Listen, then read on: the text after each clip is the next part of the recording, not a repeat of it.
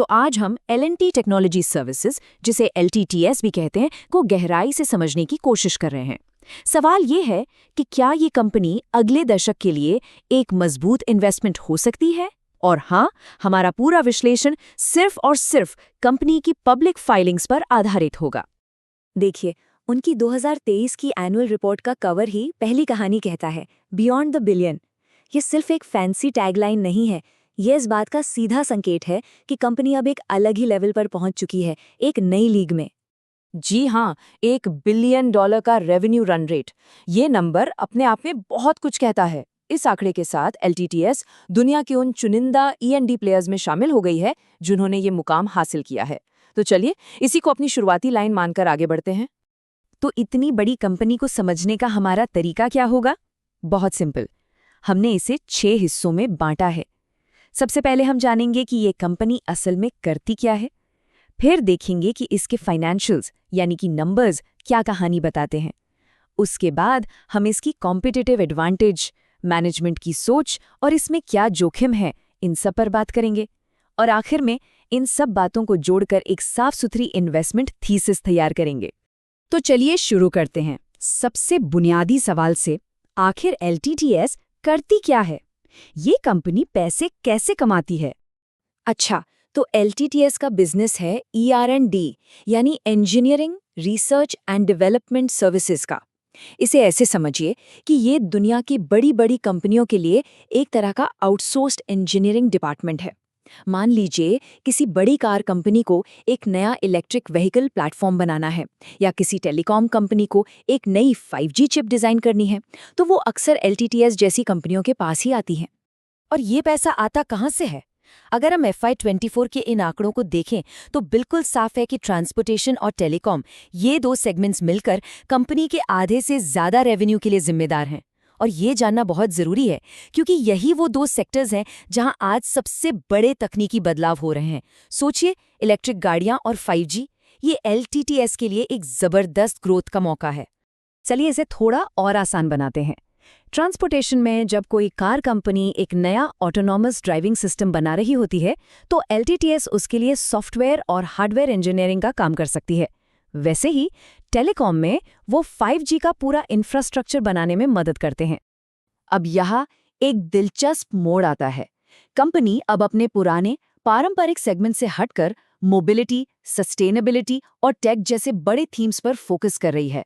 ये एक इशारा है कि मैनेजमेंट भविष्य में मार्केट को किस दिशा में जाते हुए देख रहा है।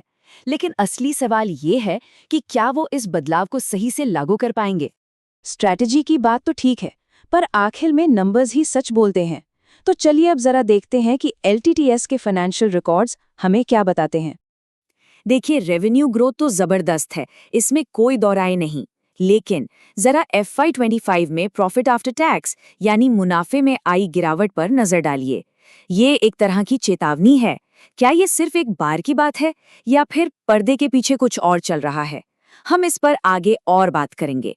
इसको अगर दूसरे नजरिए से देखें तो कंपनी ने पिछले 5 सालों में अपनी टॉप लाइन यानी रेवेन्यू को लगभग दोगुना कर दिया है। ये एक अविश्वसनीय ग्रोथ है और इससे पता चलता है कि उनकी सर्विसेज की मार्केट में कितनी मजबूत डिमांड है। और ये है 22% का रिटर्न ऑन इक्विटी या ROE। ये एक बहुत ही जरूरी मीट्रिक है। आसान शब्दों में कहें तो ये बताता है कि कंपनी शेयर होल्डर्स के लगाए हुए पैसे पर कितना रिटर्न कमा रही है। आपको अंदाजा देने के लिए बता दूं कि IT सर्विसेज इंडस्ट्री का औसत आमतौर पर 15 से 20% के बीच रहता है, तो 22% का ROE ये दिखाता है कि LTTS अपने कैपिटल को इस्तेमाल करने में बेहद कुशल और लाभदायक है।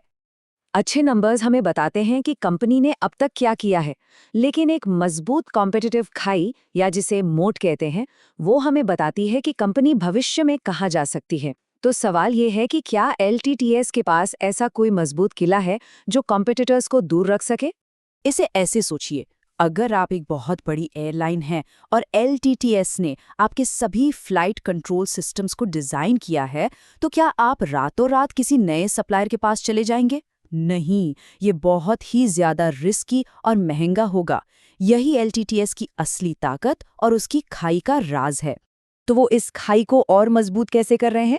कंपनी इसे कहती है 6 बिग बेट्स। ये हैं electric vehicles, 5G, medtech, AI, digital manufacturing और सस्टेनेबिलिटी। ये सिर्फ आजकल के प्रचलित शब्द नहीं है, ये वो एरिया है जहां भविष्य में अरबों डॉलर का खर्च होने वाला है और LTTS खुद को इस एक्शन के बिल्कुल सेंटर में रख रहा है। एक शानदार बिजनेस बनाना एक बात है, लेकिन मैनेजमेंट उस बिजनेस से कमाए गए मुनाफे का इस्तेमाल कैसे करता है, ये भी उतना ही जरूरी है। तो चलिए अब जरा उनकी कैपिटल एलोकेशन स्ट्रैटेजी पर एक नजर डालते हैं। किसी भी इन्वेस्टर के लिए ये चार्ट देखना एक खुशी की बात है। डिविडेंड पर शेयर हर साल लगातार बढ़ रहा है। ये हमें दो बहुत जरूरी बातें बताता है।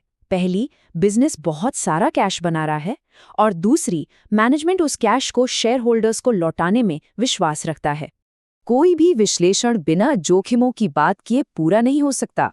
अभी तक तो सब कुछ काफी अच्छा लग रहा है, लेकिन अब हमें फाइनेंशियल रिपोर्ट्स में छिपे किसी भी चेतावनी के संकेत को ढूंढना होगा।